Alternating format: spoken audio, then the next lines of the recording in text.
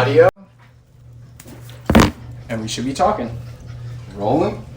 Yeah, we're rolling. Hello. Yeah, we're rolling live. And I totally missed the briefing on if we have a script or not. So, No, I think it was a no. It was a we do hard. not have a script. alright. But welcome back, guys, to our, actually, this will be our first ever YouTube First podcast. ever video, so you get to see our faces. Yes. Today we have a special guest, Miss Allyssa Adkisson. Hello. AKA Baby Yoda. Baby Yoda. Yeah, hopefully when this airs, it should be around Christmas time, so that's why we got our lovely Santa hats. Thanksgiving's over. It's already Christmas, man. Dude, Huh? time is flying. Yeah. Right. No, for sure. I would say I still remember, summertime, because we met around summertime. I think I met both of y'all around Did you summertime. came to the office? I remember that. Oh, yeah. Oh, I was going to mention that. I am thankful. It's not Thanksgiving, but I'm thankful for Weight Train because, like, that's how I met you. Yeah. That's how I met you. Yes. Like, we're all here today because of that. Your weight train? Weight Train. Okay. Sort of. I mean, we talked a little bit on Instagram, but then you came and got a lot of stuff. We also have dogs. Yeah. Yeah. There will be dogs on this podcast. So We'll be dogs. Everybody likes dogs. We're definitely animal. I think we're all animal Yeah. friendly. Like, I personally have 2 dogs and a cat, but our cat is there's 1 dog. Anyways, can you tell the people maybe three quick things about yourself? Well, first things first, I am a bikini bodybuilder. That's why I'm here. I'm also a college student, and I don't know. I also work for Athlicity. And so yeah, that's how I know John, and how I met Alex was through Athlicity and Weight Train, and I'm happy to be here. Perfect. We're happy to have you. Yeah. Yes, we are very happy to have you. I would say, first off, Matt, I want to know the story of how you two guys met, because I'm sure the whole, social world out there knows that you two are very good friends. So we would I've never heard the story before, so I would just like. It's not a super exciting story, more of it's just kind of like out of chance. So my first show last year my first show ever actually was the Daytona Beach Classic. And we had a really good competitor bag. And as I was emptying out my competitor bag, I saw these Weight Train figure 8 straps. And I was like, Weight Train, like that looks so familiar. And I was like, oh my god, I see it like everywhere at the gym all the time. And so I looked them up on Instagram and I was like, oh crap, it is a Gainesville local company. And I messaged them, I said, hey, like thanks for these figure 8 straps, I'm really excited to use them. And John was the one running the page at the time, I didn't know. But he was like, yeah, you're welcome, like if you post any videos, like tag us. And then he followed me on Instagram, we followed each other back, and you were also in prep for your shows that year. Yeah, I competed just after you. We were Yeah. pretty close in line. And so he messaged me often, and he was like, how's prep going? Like, how are you feeling? And it was really nice, because I was really struggling, and I didn't have, like, any friends that knew what I was going through. Like, the only person I had to relate to was my dad. So I called my dad all the time, but then I had this new friend who was like, hey, how's prep going? How are you feeling? And so it really helped me push to my next show that year. And then I started working for you at tables, I think. Yeah, you definitely came in and supported us. I remember you bought a Weight Train shirt, and then I think you needed knee sleeves or something. And I don't remember how exactly we brought you on. At the tables first, because you were like, I really want to see you in a pair of leggings. The photo shoots. Yeah. We brought you to one of okay. Phil's photo shoots. Thank you, shout out Phil, because we got a camera thanks to you for this podcast. So, it's Small funny. world. Small world. Very man. small world. Yeah, and I knew Phil because he used to be on my team. Like he was. Oh, wow. He was with my coach's husband. So yeah, and it was just weird small world coincidence thing because I had seen him everywhere. PCS photography. Hey Phil, we're just giving you a shout out. Shout out. Yeah, Phil did some shots for me personally.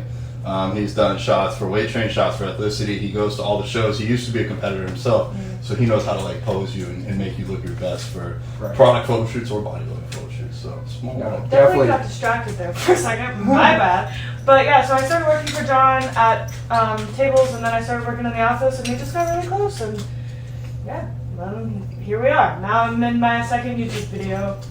Go Allyssa. It makes me really happy that that people out here are able to make friends through, I guess you would say, almost like success to start off with, instead of because even me in my past, like the way I've made friends was usually of course you got that awkward meetup where you just, hey, my name's Alex, for instance, and then it's like, you want to hang out, and guess what, the first thing that comes to mind, drinking. So I'm glad that I haven't had that experience with either of you guys. Yeah, for sure. I personally don't drink. I know you haven't drinking. Let me remember. Good friend status. 2 years. 2 years. Now. 2 years. Yeah. 2 years. Once I decided I was going to compete, I was like, these just don't mesh. I know some people can, but I'm not great at moderation. I know myself. 2 drinks quickly becomes 12. No, for sure. So I've just abstained. That's been easier for me. But yeah. I agree. Like this podcast isn't a fitness podcast, right? But that's kind of how we're connected. So it's for sure. I would say this podcast, like, definitely, there's a lot of fitness podcasts out there, and of course, I know sometimes that we can't help ourselves talk about fitness discussions. But I would say our main viewpoint of this podcast is basically to obviously spread the message on positivity. Make sure that mental health is a concern, that if you are going through something, that it should be spoken for. Yeah. But I guess you would say, speaking of the fitness discussion, let's see, you're a female bodybuilder. Yes, I am. I would like for you to explain to people how like the struggles of bodybuilding, like prep and post that way, because I know a lot of my following are aspiring bodybuilders that don't know, like, how crucial like the competition is, how like financial, like even like finance. Like people don't take any of these into factors. Okay. Well, so I'm in college, for one. I did my first ever bodybuilding prep my freshman year of college. It was hard, for sure, but I loved it. It's just a lot of work. Like, when you're a bodybuilder, your job, like, from the second you wake up to the second you go to bed, and I mean, pretty much while you're sleeping, too, like, is bodybuilding. Like, the first thing you do when you wake up is like, oh, I have to go do fasted cardio. And then next thing you do is have a meal, and you have a couple meals, and then you go to the gym, and you make sure you get a gallon of water in every day. That was a really big thing for me, because I didn't drink water. Like, I mean, I drank water, but not a gallon of water every day in high school. And then when I had to start drinking gallons of water, I used to have to chug it before I went to bed, and I'd like give myself water belly and get sick. But yeah, finances are definitely a big thing. If you're considering competing, definitely make sure you have your finances in check, or that you have a job that is like stable and good. I served, which I was a server on my first prep, which was actually kind of difficult because I was working at a new restaurant in town. I had just moved to Gainesville, and a lot of my tables would be like, oh, like, how's this dish? Or what's your favorite? And I'm like, I have not had anything because I'm on prep. So I started lying to my tables. I was like, oh, this is great. Which it was good, but I didn't know.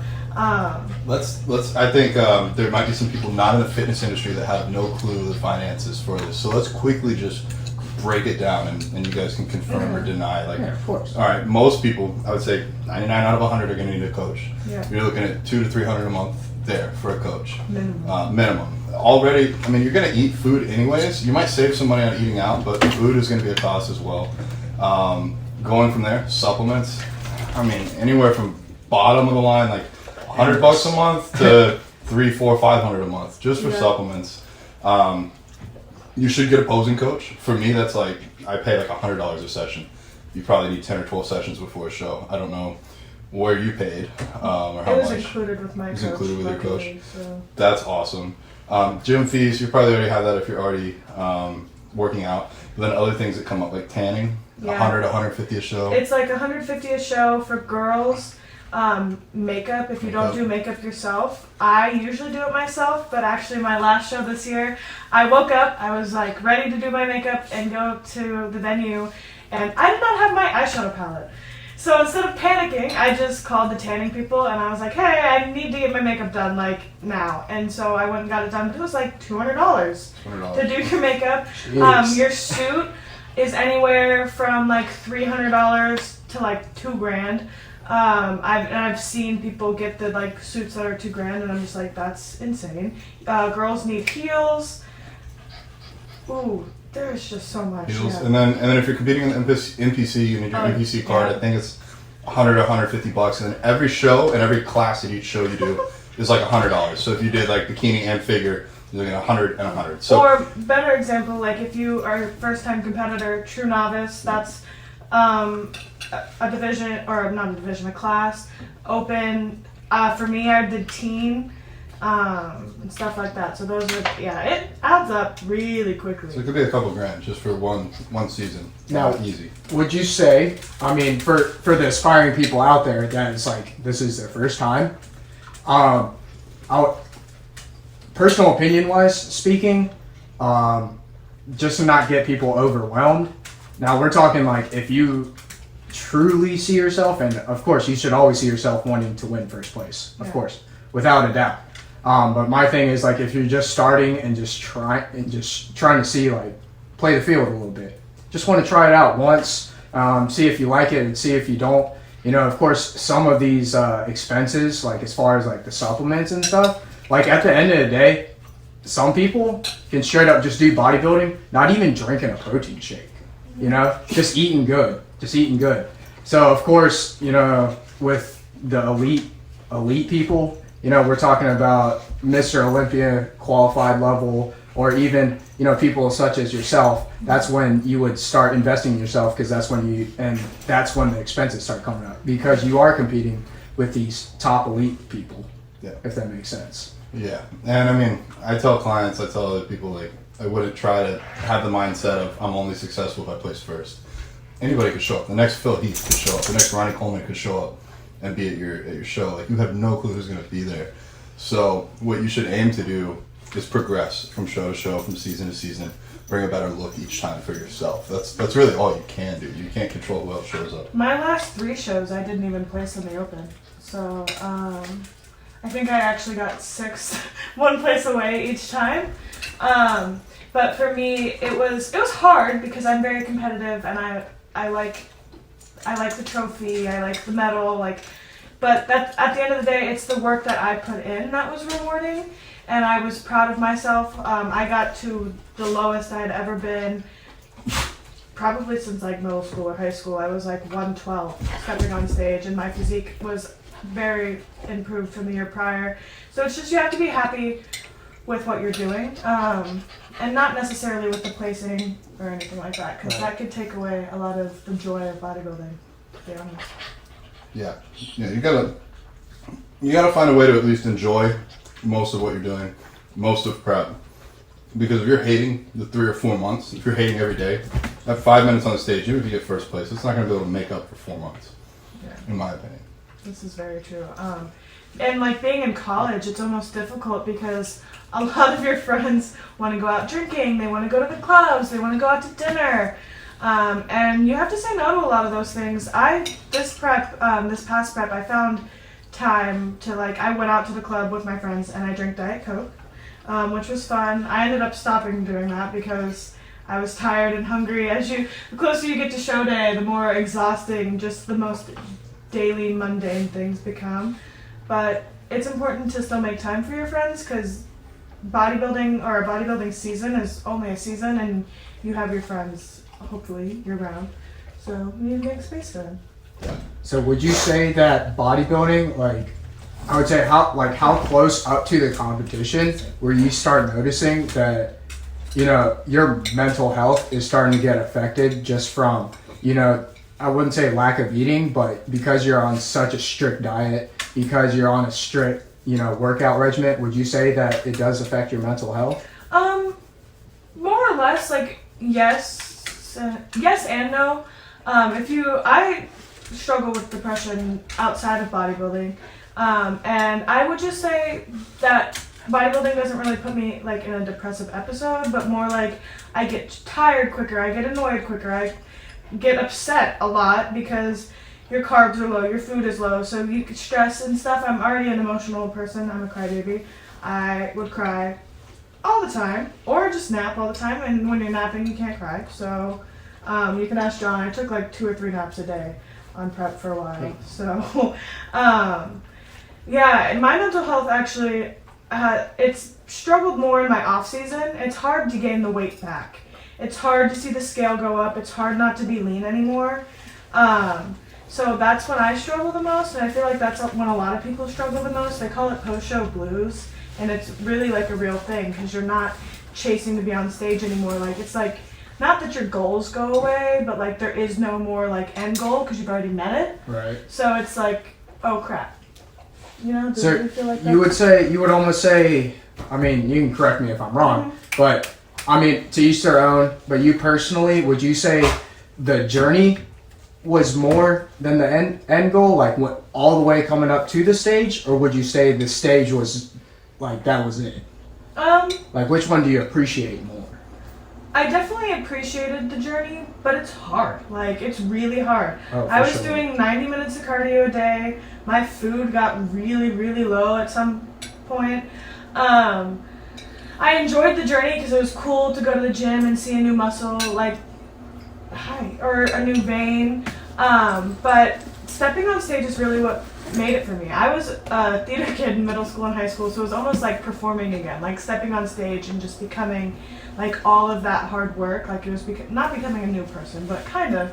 And I love being on stage. I think it's so much fun. Show day is a lot of fun, getting to hang out backstage and meet a whole bunch of other people that are doing the same thing you're doing, because the journey can almost be lonely if you don't know a bunch of people that do what you do.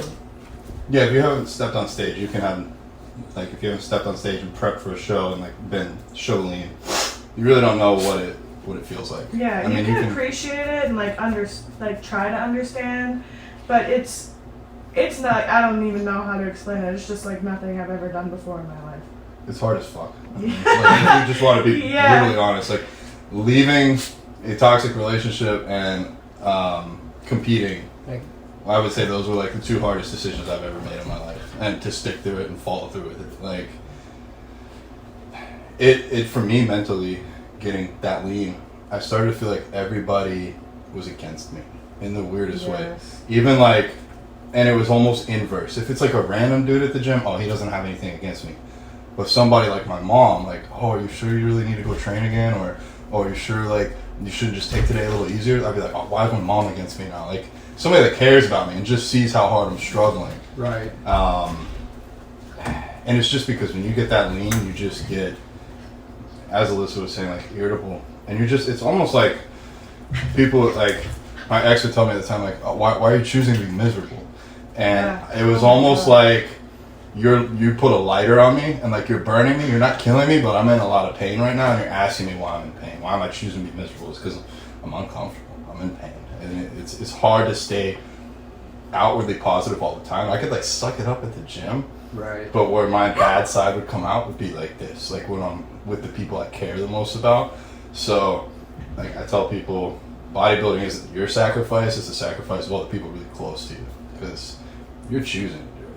But all the other people that are in your life, they don't really have that choice. John just touched on a really good point, and he probably didn't realize, but if you are a competitor, or if you don't want to compete but you have friends that compete, please, for the love of God, do not tell them, like, or ask them why are they making themselves miserable.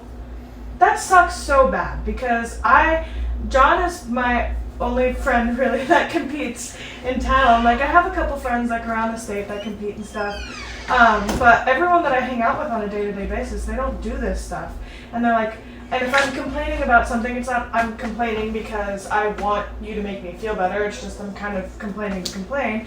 And well, you did this to yourself. Or why are you making yourself miserable? You don't have to do this. Like, you're choosing. It makes you feel worse. Because, like, you're choosing to do this because you love it, because you love the end goal. But it is hard. Like John said, it's hard as fuck. So you got to kind of choose your heart. Yeah.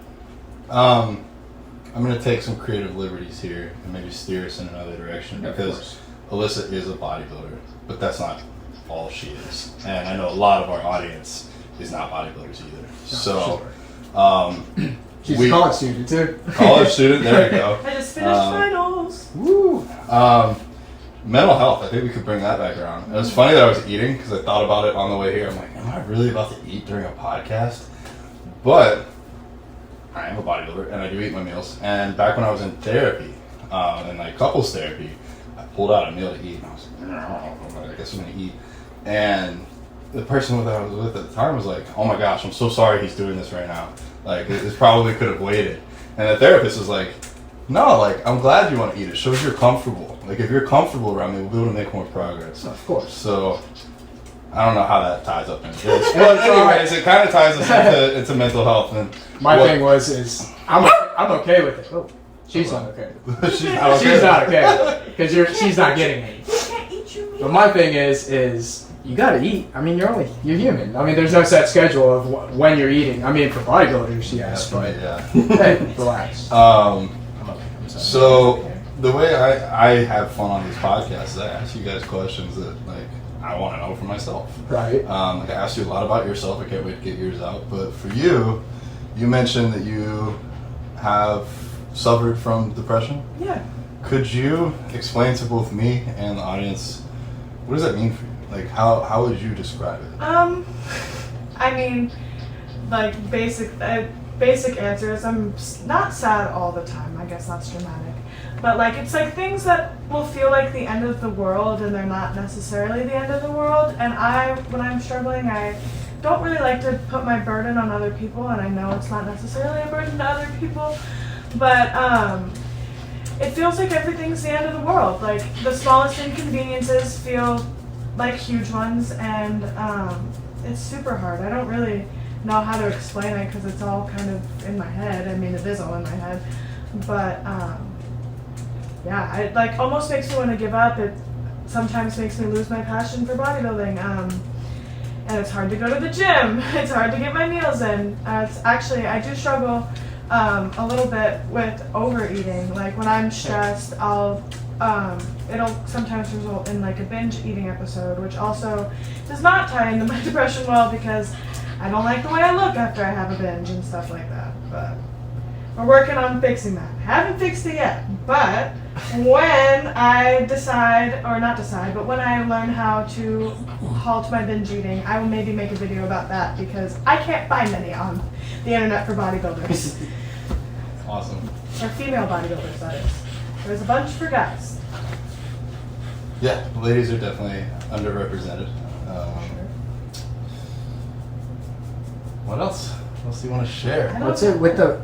And I want to talk about the mental health thing. When you mentioned that you're depressed at this time, or just at any time, I know that of course when you're in prep season and whatnot, and of course the way you work out and the way you eat has some type of like, I guess you would say, medical factor to depression and whatnot. You said something about binge eating and stuff. Is there any other outlet that you would say like for you on a personal note that like you kind of like instead of going into it, because the thing is I go to the gym and when I'm depressed I go to the gym to kind of like pump it out my system, but of course like when it's almost like a job, like bodybuilding's almost like a job, so like the gym has just become a part of my everyday routine. Like it's not really like I go because I enjoy going, but I don't go because I enjoy it. I go because I have to, kind of deal. So like that's lifestyle. Yeah. So it's almost like when you lose your motivation for that, or it feels like it's a job. That's when you get unmotivated. Because I used to go just for fun, but it's not just for fun anymore. Granted, it is still fun, and I do love training, but it is like a job. Like I have to go train glutes and quads today because I need to grow my glutes and quads. Like I don't get to go to the gym and decide what I want to do that day, kind of deal. It can just be, to cut you off, it could just be encompassing of your whole life. Like, oh, well, I can't go ride my bikes with my friends today because I got to go train legs later. Or in my case, I can't go rock climbing today because I got to train back later. Like, I'll limit some of my outside activities because I don't want it to downplay my performance in the gym.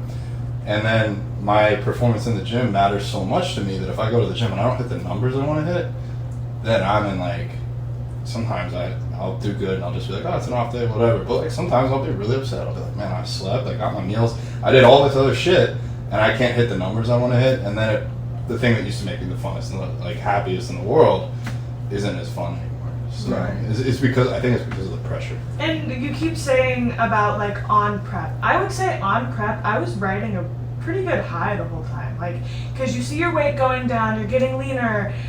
It's exciting. Like, you get excited the closer you get to show. Like, my prep was 28 weeks long. Longest prep I've ever done. It was hard for sure, but like as you watch those weeks like chip off, it like gets more exciting. On prep, when I needed like an outlet, I would read a book, or I'd go outside and I'd hang out with my friends, go to the movies, that kind of deal. I love spending time with people I love, and that would kind of bring the stress down right away. But I would say prep was definitely like you're riding that high as you get to the show, and then show day is like the grand finale kind of deal. I think, bodybuilder or not being a bodybuilder, even if you have nothing to do with, the fitness industry, I think, it's not going to cure your depression, but it will definitely help. I think, for some people might already know this, but yeah, like, you got to have good friends. I think that's one thing. All of my friends I've met at the gym too. Except for Alex, I met him at work. I would say, yeah, friends are good. I know one thing, even for me, whether it's heartbreak, from a relationship, whether it's you just got fired or whatnot. The one thing is you got to keep moving by staying busy. So when you say things like going to the movies, like even that one little thing, that's like 2 hours. A movie's like an average 2 hours. So like that's 2 hours out of your time where you're not thinking about that depressing. And sooner you'll move on. You'll move on and you'll get better. Because at some point in time, I feel like me on a personal note is I see my life as a roller coaster. Like there's some times where I just get so depressed, like, and there's no like reason. Yeah. There's really no reason. And I always try to weigh the pros and cons. Like, why am I depressed? But at the same time, why should I be happy? Because there's a lot of things to be happy for. Anyways, going forward, I know that we discussed about all this stuff. Now, one thing that I personally am kind of interested in is I would say your college. Okay. First off, what are you in college for? I am majoring in health sciences currently. I plan to transfer to the University of Florida in the fall of 2023. And I want to go into occupational therapy. UF has a health sciences program that has a pre-OT track. So that's what I'm planning to do right now. That's what excites me. I've always wanted to help people. But being a nurse or a doctor wasn't really like my cup of tea. I'm not a big fan of blood. I don't like seeing people in pain. But I've always wanted to help people. So I'm really excited to go that direction. I'm about to finish my AA at Santa Fe College. It's a great college. If you want to come to Gainesville but you can't get into UF or you don't want to go to UF, go to Santa Fe. They have great teachers and I really enjoy my time there. If you want to save money too, Santa Fe is a lot less expensive. And I went to Santa Fe about a decade ago myself. So. It's funny because like back in 2016, we could have met in 2016. We could have. I swear, because after the in this podcast, the previous episode, I talked about how I went to the military academy, graduated, and then came back to Florida for some time. I was actually supposed to go to school at Santa Fe. Really? Yeah, but downtown Gainesville is a trap, so I didn't go to college at all. But I've heard very good things about that college. It's really good. But Yeah, so balancing prep with college is hard. The earliest classes I've ever taken are 9:30 classes, but there is 8 a.m. classes. And if you're a competitor, you have to wake up early enough to go do fasted cardio and get your first meal in before your 9:30 class. And so there was plenty of mornings I was waking up every morning at 6 a.m. And my caffeine intake was so high on prep, but I would drink like 2 cups of coffee before 6:30, be out the door. Yeah, go do my cardio, come home, probably drink another cup of coffee, and then make my meal 1 and be on for the day. And that's the thing is you have to balance, like, and then you have your homework and your other classes and going to the gym and getting your meals in. You have to find time for all of that, and it gets kind of exhausting. It's been a little easier on me since I'm in my off season now, but it was definitely hard. Definitely hard. Yeah. I'm sorry. All I heard was like 3 cups of coffee. You That's probably not didn't even it mention either. to the people about pre-workout has caffeine. So basically, like your whole day is just like wired. Yeah, and I also drink insane amounts of Diet Coke. Diet Coke, and there was a period of time where I didn't see you without like a Ghost energy drink or one of the other energy drinks, C4s. Yeah, it was bad. It was bad. And I was on a fat burner that had caffeine in it, so. It's okay. Yeah, I my found out. intake was like over 1,000, for sure. Oh wow! Like per day. Yeah. So, how do you sleep? I Like- slept all the time. Like, how do you sleep? No, I slept 8 hours through the night. I slept in the middle of the day. Yeah, because you're so exhausted from prep that, I don't know, I just slept all the time. And caffeine's a little weird for me because I also have ADHD, and so it's a dopamine deficiency, and so like caffeine kind of brings you to the normal level instead of like over it. Right. So I don't really get a caffeine rush, if that makes sense. It just kind of makes me like awake. But I could also take a nap right after drinking an energy drink, because I have done that. One night, this is embarrassing. One night I was eating my last meal and I was all out of soda and I wanted something carbonated, so I drank a C4 at 10 o'clock and went to bed right after. So, yeah. I don't think I Don't could do ever this. do that. I don't think I could ever do that. Like, I'm very aware of when that bottle says don't take 4 hours before you go to bed. Like, I'm like, okay, I gotta clock this in because Yeah. I have a really hard time falling asleep for sure. Not me. I wish it worked like that for me, but no. I get headaches from caffeine sometimes, but that's like about it. I don't ever like lose sleep. It's funny how some things like are supposed to help you, but then it's like also against you at the same Oh, time. Like I heard like when you get headaches and stuff like that, like you're supposed to take like, or not supposed to, but like you know how some aspirins out there have a little bit of caffeine in you. You know, it's kind of like the same saying, like if you're hungover, drink a beer in the morning. It's like, what sense does that make? But it works. But it works. Speaking from experience. Yes, definitely, definitely. I guess in general, you just have to find your own way of, you know, your body, Yeah. like medically. I'd say medically because like there's just like for me personally, when I feel like, oh, I'm depressed, what do? I go eat food, or Searching for that dopamine. yeah, you're just trying to like find something that'll help, Mhm. you know, in general. But is there any points that you want to point out? Me? Yeah. Oh, sorry, I thought you were looking at her. I have a couple. This will really throw you on the spot. So if it throws you on the spot and you can't answer, Like, it, brace that's totally yourself. fine. I would ask, and I think I probably already know a few of these, but like, Yeah, I talk to him on the phone every day. yeah, we talk a lot. Almost like a job interview. Like, what's something really hard that you had to overcome in your life, and how has it shaped you and changed you for now? I wouldn't say like any one thing I've gone through has been like super duper hard. It was a bunch of little things all at one time that was more hard.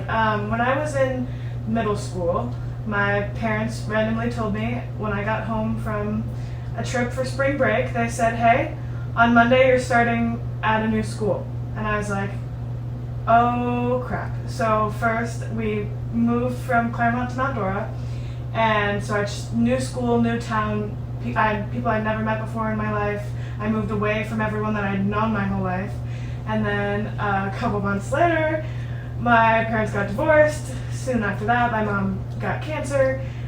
She's good now, but that was rough. That was probably one of the lowest points in my life. I was not doing good things to cope with it, but I just had to find a reason to be better. And honestly, I would say the gym helped me, because my freshman year of high school, I started the weightlifting. I joined the weightlifting team.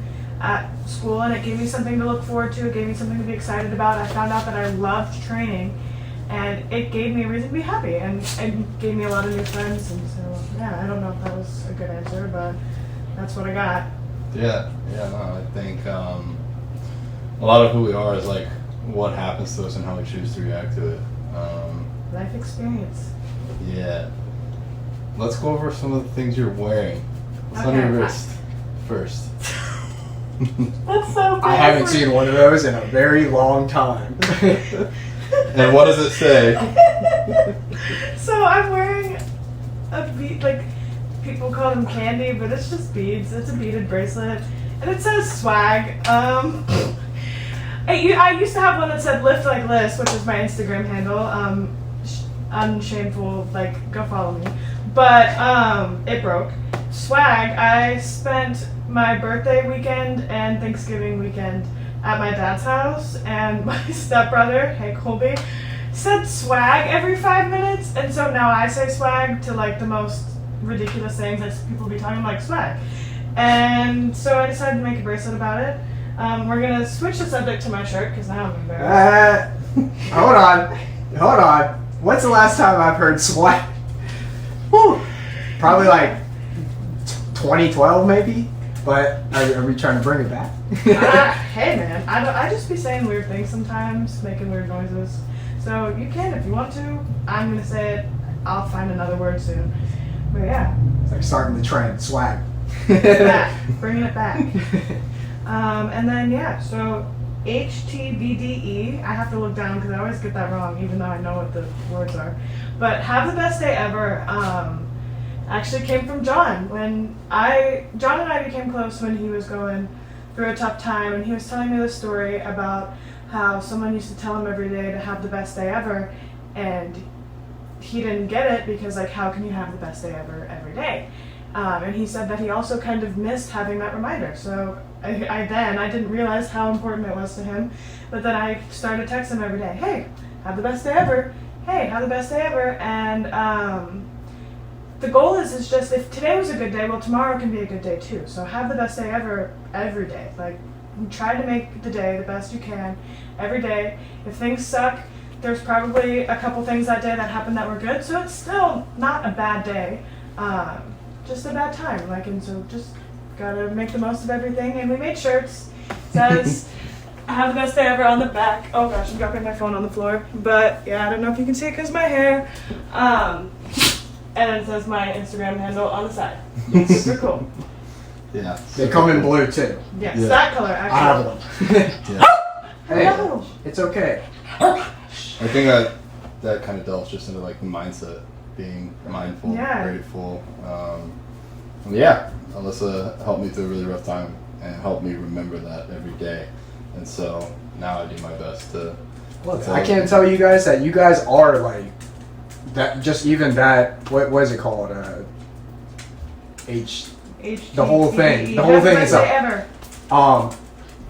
That helps other people. It's helped me personally. Even when I met you guys, like when I met you guys, like you guys already had that out there. And during that time, like man, it was rough because we met in the summer, and my thing is I'm just trying to build my company, my construction company and everything. And it was just kind of like it's starting, so it's of course it's going to be rough.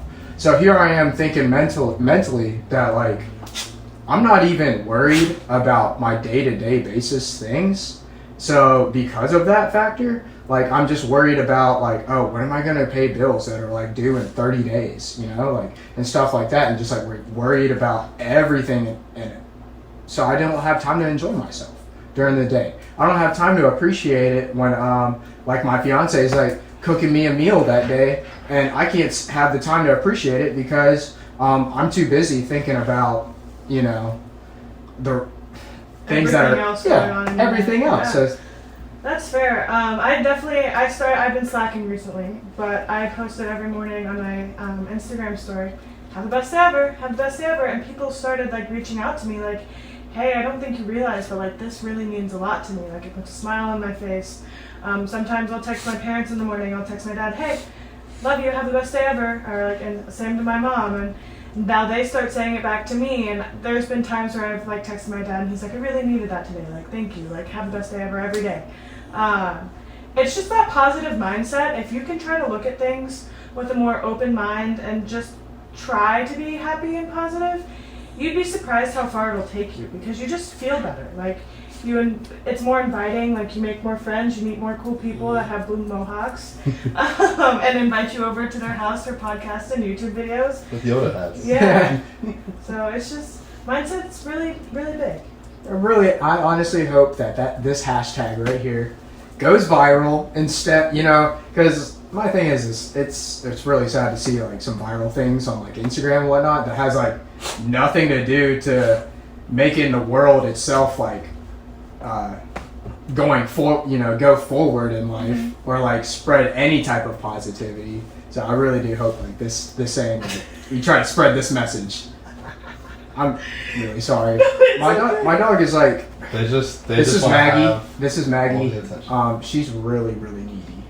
That's one thing. I give her enough attention, I promise you guys, but she's sweet. That's all I can say. Look at that little face. All right, so I guess I have a couple questions. Turn on the table. There we go. One, I have listened to the podcast, but maybe I kind of suck. What is the name? Mind and Body podcast. So it was going to be Body and Mind, but I didn't want it to be BM, like bowel movement. Baby mama. Baby mama. Yeah, there's just a lot that could go the wrong way. So we went Mind and Body. Okay. Yeah. Fair. And then why? What? Oh, so how did we start? Yeah. All right. Well, I would say you put the emotions to the side. I literally probably sat on this very couch. Mm-hmm. I think, no, what it was you and I had a work, like, I guess you would say I met you at the gym or something about it. And I remember we had some type of discussion, and you were talking about how, like, grateful you are to be my friend. And I, all right, well, I guess let's just put the emotions in there. Yeah. You were grateful. You were grateful to be my friend, and I'm like sitting here like, wow, like nobody has ever said that to me, because most of my friends are like there to just use me for things, like it happens.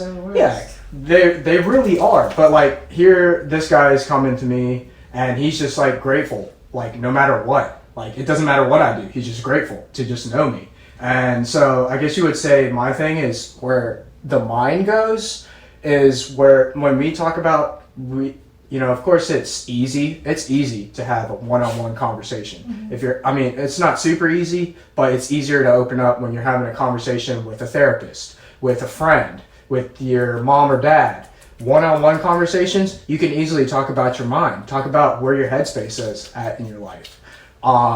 The body part is, of course, since we are around the fitness industry, we do want to, advocate that to take care of your health. Okay. So overall, we just wanted to make up a podcast where, like, not only do you have to have one-on-one conversations, but, it's like we're the start of the podcast, but then we're trying to influence other people. Like, hey, like, go talk to somebody. Go talk to somebody about your health. Go talk to somebody, about your mental and physical. Message any one of us. I would love to talk to you guys. Yes.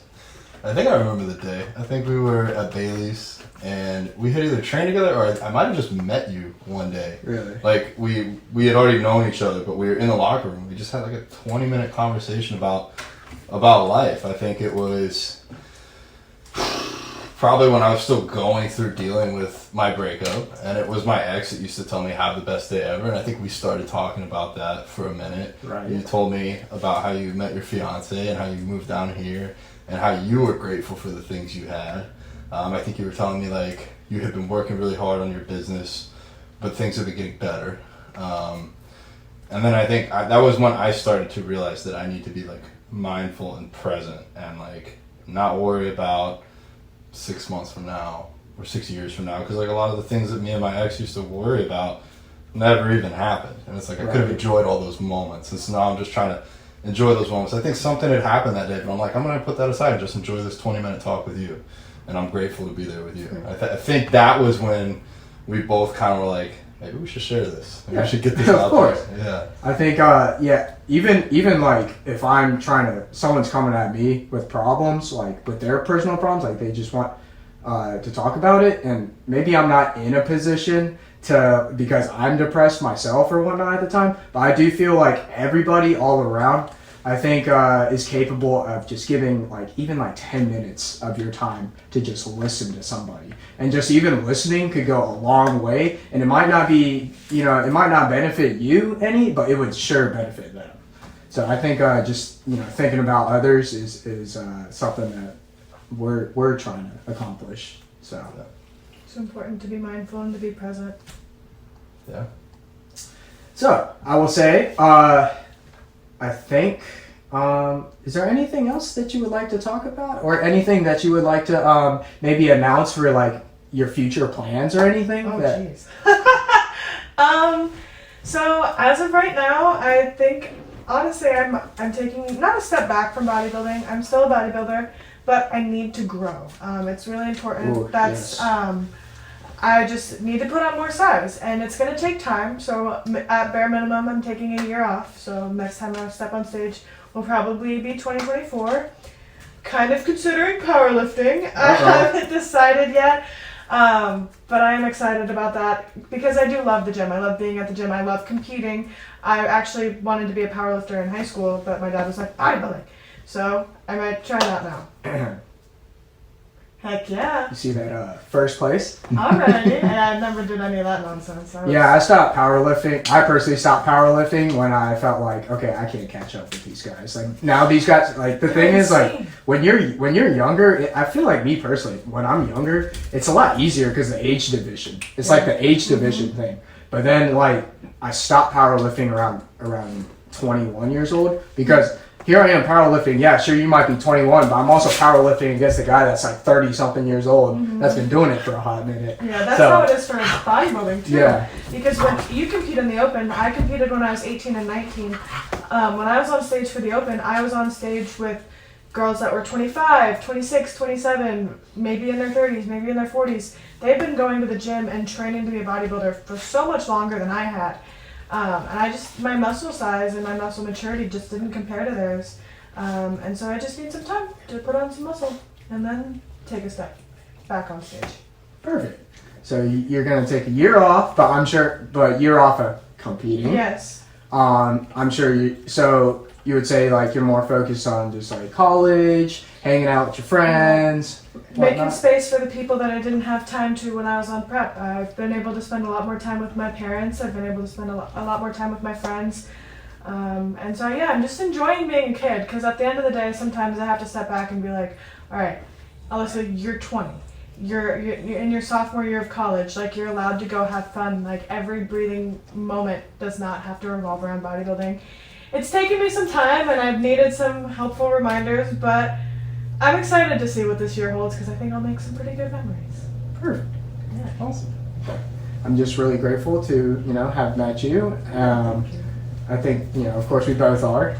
And we do appreciate you being on this podcast. Yeah. To close this up, I will say thank you to, you guys especially for, just listening to us and just giving us a chance to, speak out to you guys. Your support is well appreciated. And shout out to all the guests, Allyssa and any of the guests we have in the future for giving us a chance to, just giving this podcast a chance. I mean, honestly, I know me and John, we'd probably be okay because I got a long hours of just straight up just talking whatever. But I feel like, when we have these guests, it's just different perspectives. So I really do appreciate that. Well, thank you guys for having me. I'm excited to see this come out. I'm excited to see the future episodes come out as well. Yeah.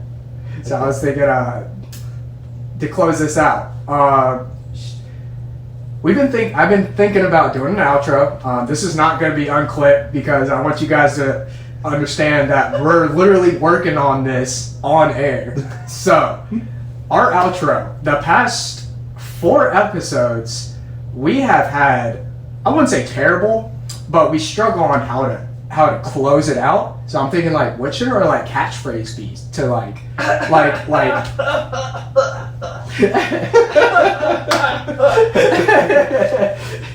Have the best day ever. right? Yeah. All right. Yeah, So it's gotta like, spread the message. Should we do like a 3, 2, 1? yeah, we should do that. All right. 3, 2, 1. Have the best day ever. Perfect. There we go. Oh man, that was fun.